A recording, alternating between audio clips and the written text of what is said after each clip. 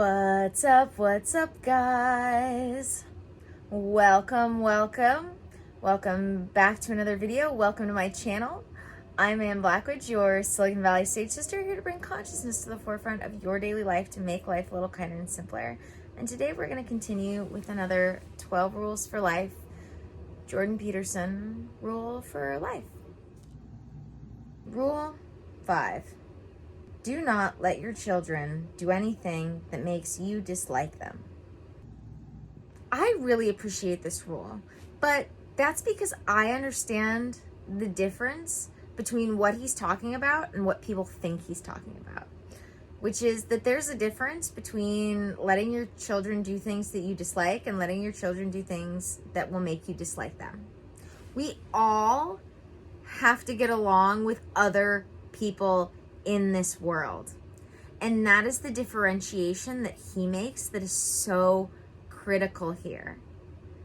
We're all gonna have things in this world that we don't share in common with other people. That doesn't mean you can't get along with other people.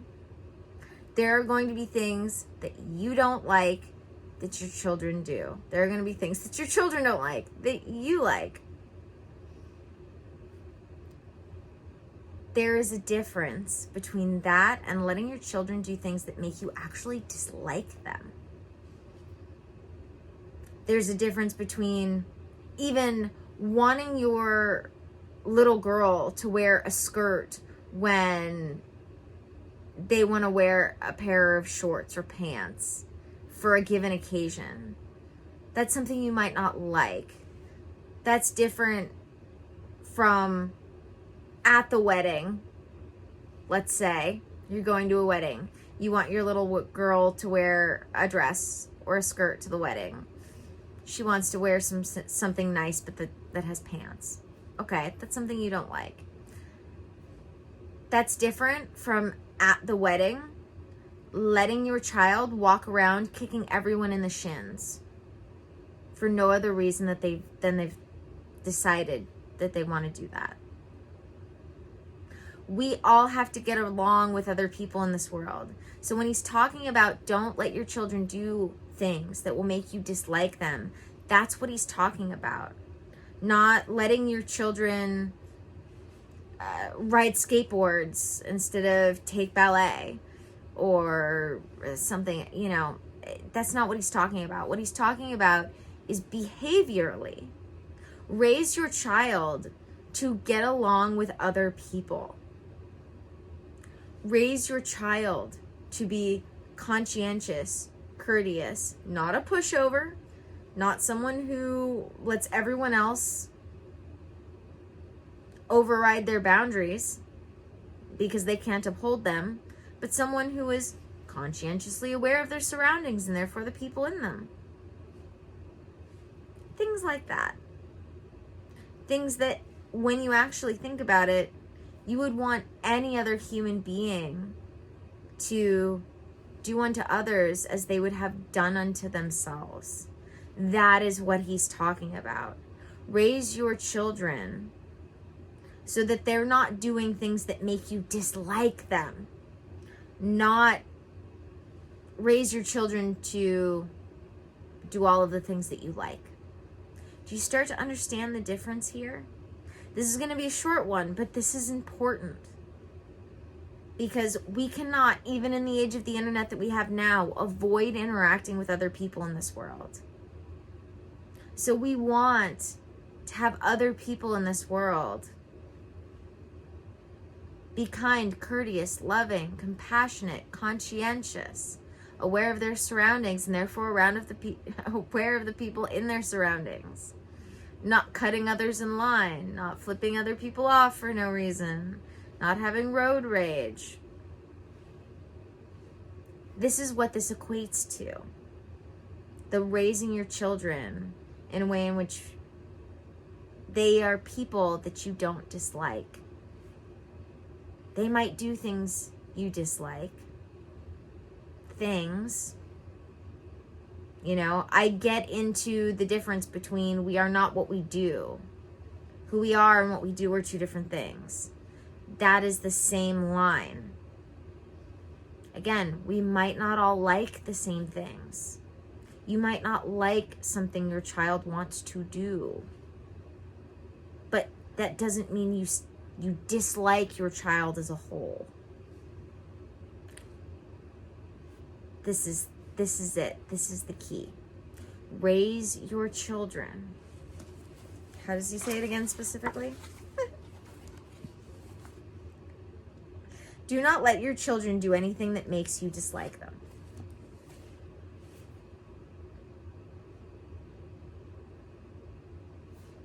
Don't let your child run around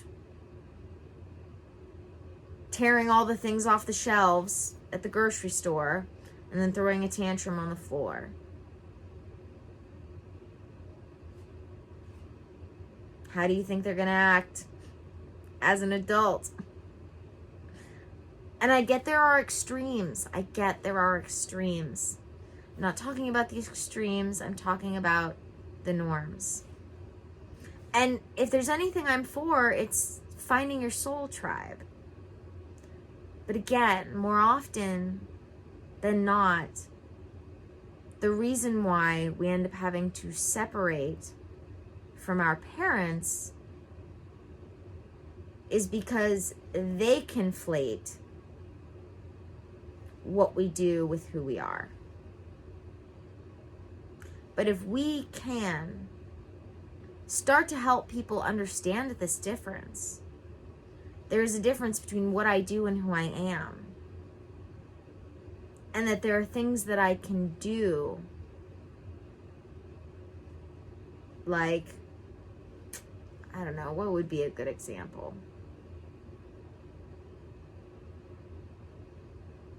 You know, if your child wants to be a musician or an artist rather than a doctor or a lawyer,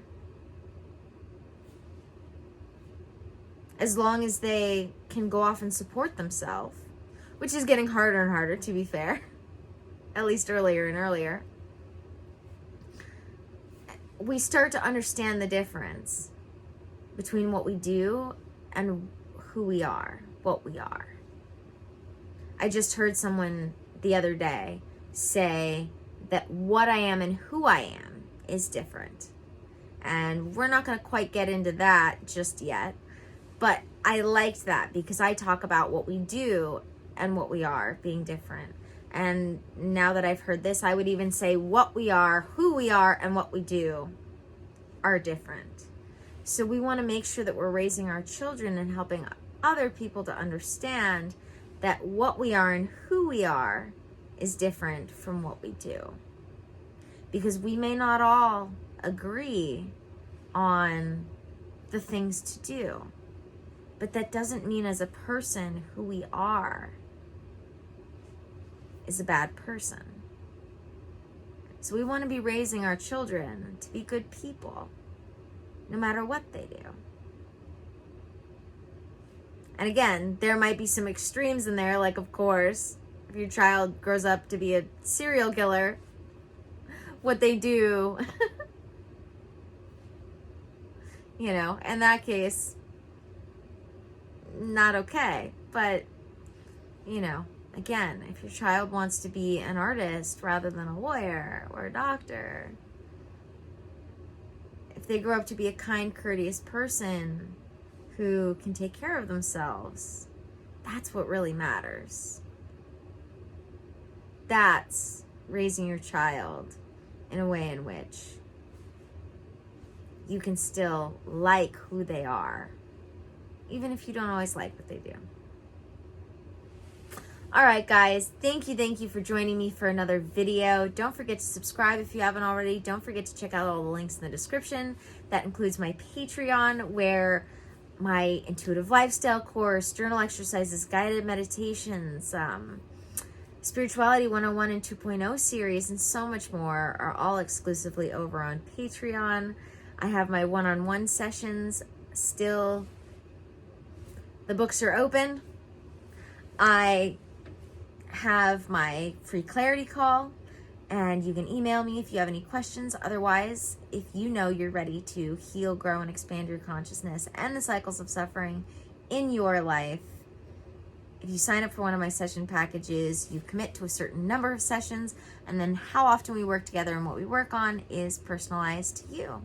And that includes anything you want to work on at all, really. My holistic health services really do encompass mind, body, and spirit. We make sure all of the human systems are healthy so that happiness can come naturally. Lots of other links. dōTERRA Witches is in there. dōTERRA is your one-stop shop for getting rid of all of those synthetic chemical products in your home and replacing them with the best, purest plant-based products and plant medicine. And dōTERRA Witches is a group where we talk about dōTERRA, as well as we do things like our full moon gathering that's coming up this weekend. And everyone is welcome to join us on Zoom for that. And it's completely free. So if you're enjoying my videos here, don't forget to check out the links in the description. I know you will enjoy them all. And as always, may the energies you serve you well. I can't wait to do our next 12 rule for I can't wait for you to join me for our next rule for life. And let's keep making our way through.